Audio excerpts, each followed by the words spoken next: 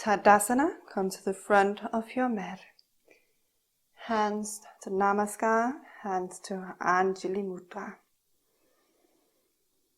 Feel the breath in your belly. Feel the feet, your heels connected. Spread the toes. Feel your toes. Inhale, ground down, reach up. Exhale, hinge your hips, forward fold.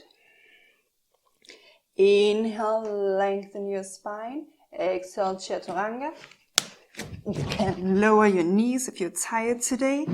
Inhale, mukha Śvānāsana. Exhale, mukha Śvānāsana. Inhale, right leg up. Exhale, step the foot in between the hands. Draw the hands to the inside of the right foot. Right foot more to the edge of the mat. Now, listen to your body, and if it would be more in the rhythm of your body as it is in this moment to lower the back knee, feel free to do so. We're moving into a low lunge lizard pose. And today, I'll invite you to bring the forearms to the floor. But if you cannot bring the forearms to the floor if the hips are above the front thigh, when you bring the forearms to the ground, something like this, then use blocks under your underarms. So you raise the ground to hold you, to support you. And if that's still not available, stretch your arms, hands to the floor or up on your blocks. If it's available, on the arms to earth, hands to prayer. Either way, elbows shoulder width apart. Gently ground the hands. Press the hands under arms into the floor. Draw the feet towards each other, or the back knee, front foot if the knee is lowered. Lengthen your spine. And follow the journey of your breath. You anchor yourself in earth and in the flow of your breath.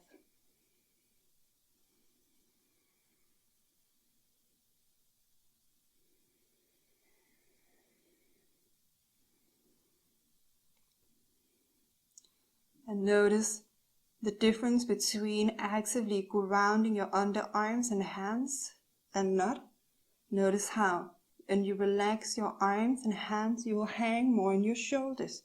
So you get strength for this position to actively ground your underarms and hands.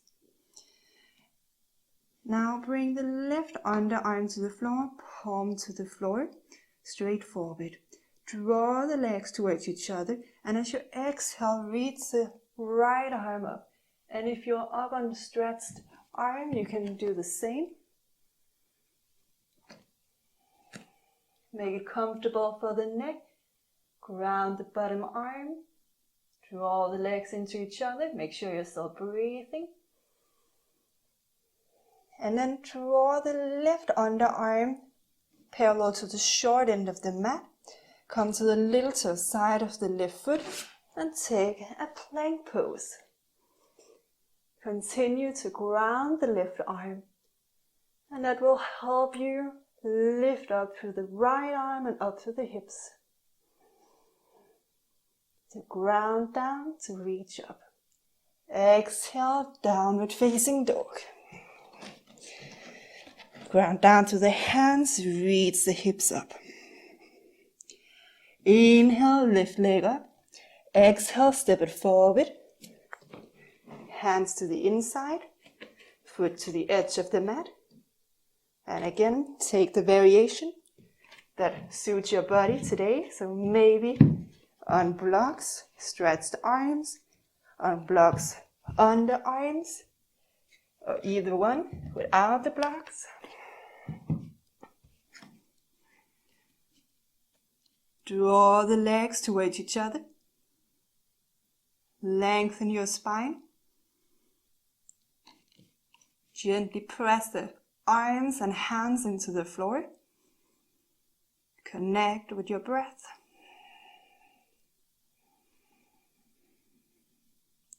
Follow its journey.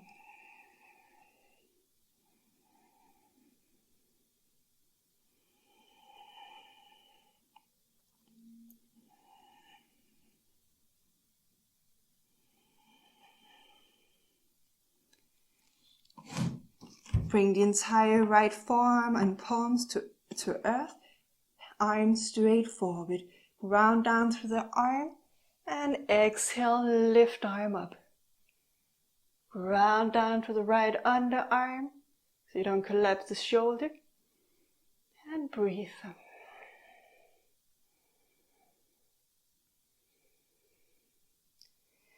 Right arm parallel to the short end of the mat. Take it to forearm plank. Ground down to the right underarm or hand, whatever is in contact with earth. And see if you can lift your hips and lift fingertips a little more up. Exhale, downward facing dog.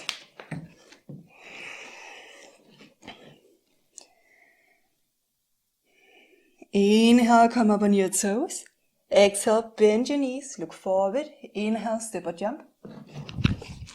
Lengthen your spine. And exhale, bow to earth. Keep the connection with earth. Inhale, reach for the sky. Exhale to your heart. So notice how yoga is like a body prayer, connecting you to earth below, sky above, and your own body, your own heart. Come to hands and knees. Bring the forearms to the floor. Pray your hands. So it's your earth prayer. Press the underarms and your prayer hands to earth. So you keep that sturdy foundation. And that supports your shoulders and it supports the entire construction that your body will form in your yoga position. And you can adjust the space between your elbows. I would say shoulder width, maybe a little bit wider. Find a soft tone in your belly. Curl the toes under and reach the hips up. Dolphin pose. Ground down through the underarms. Ground down through your hands. And you can start with the feet mat width apart. Come up on the toes and bend your knees. Ground down through the arms, ground down through the hands, and check, are you still breathing? Otherwise, make it happen. Hips to the spot where the back wall meets the ceiling. And maybe you can walk the feet closer together. Maybe you can walk the feet a little closer towards your head. And maybe not. Keep the connection, keep the ground. And now walk the feet back so you're in a plank pose. Hips down. Continue to ground down to the underarms and your hands. Soft activation of your belly. Now come to the little toe side of the right foot. Side plank. Thumbs touch, index fingers touch, so you create this diamond shape with your arms. Ground down through the bottom arm, and that might help you lift the hips a little higher. If you're ready for more, draw the left knee up, and you can stay here. You can make tree pose, VISDOM, or you can reach the leg towards the sky. And can you still breathe? Remember, that's a foundation you need. And come back to center. Ground the underarms. You're still breathing. And take it to the other side. And you can't cheat a little bit, lower the bottom leg. Remember, the connection with earth gives you strength to lift your hips. You can do tree pose. You can draw the knee up, or you can reach the leg up.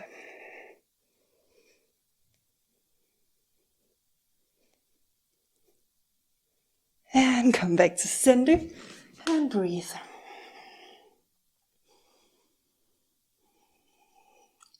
Press down through the underarms, down through the hands. Walk the feet in, dolphin pose.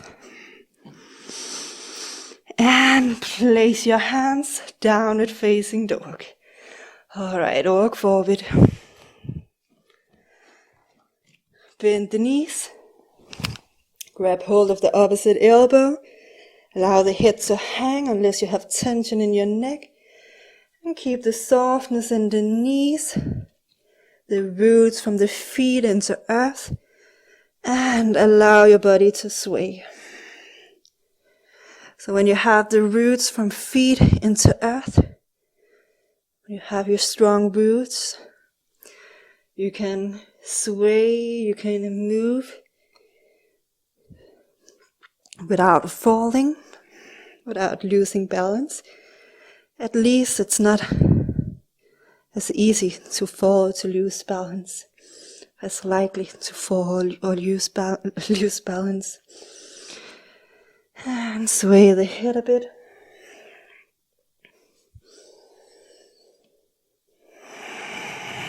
And find stillness. Again, check in with the knees. Maybe you need to bend them some more. And then just allow gravity to help you release any tension you might feel at this time. Deep, nourishing breaths. With every exhalation, it's like gravity helps you release that tension just a little bit more.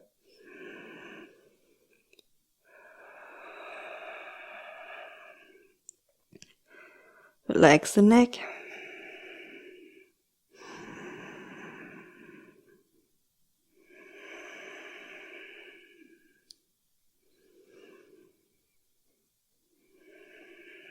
Now plant your hands. Palms to the floor. You can, if the floor is far away, either bend your knees or come up on your blocks. And actually I would recommend the blocks if you have them. Make sure you don't lock your knees wherever you are. And now spread the toes, spread the fingers, and press feet and hands into earth. And see if you can lengthen through the spine. All the way from the tailbone to the crown of the head while you continue to ground the hands and feet. And remember, notice what happens to your shoulders when you do not ground your hands.